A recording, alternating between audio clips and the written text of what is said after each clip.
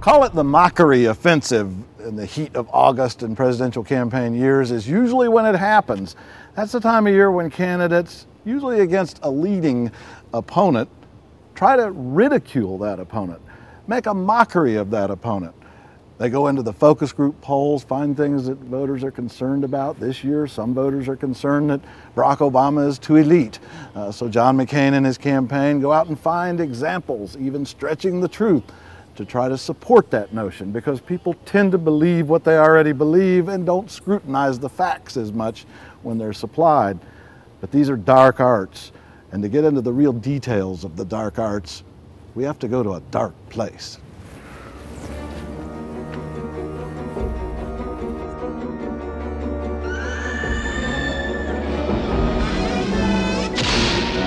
For the dark history of the summer mockery offensive, we have to go back 20 years to the 1988 campaign when Michael Dukakis was ridiculed as not one of us by George Bush the Elder's campaign, run by Lee Atwater.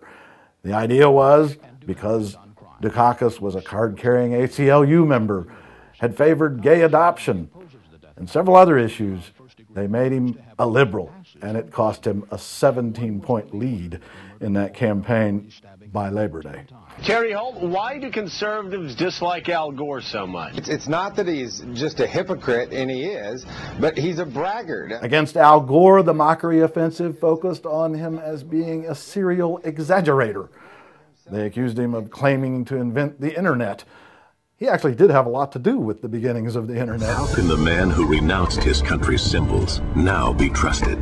Swift Boat Veterans for Truth is responsible for the content of this advertisement. Against John Kerry, the famous swift boating, actually going against the greatest strength of the Democratic candidate in 2004, his war veteran background.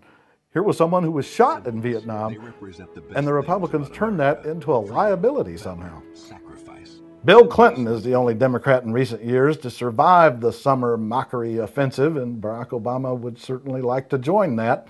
Otherwise, he might be looking back upon August as the beginning of his horror. Horror and moral terror are your friends.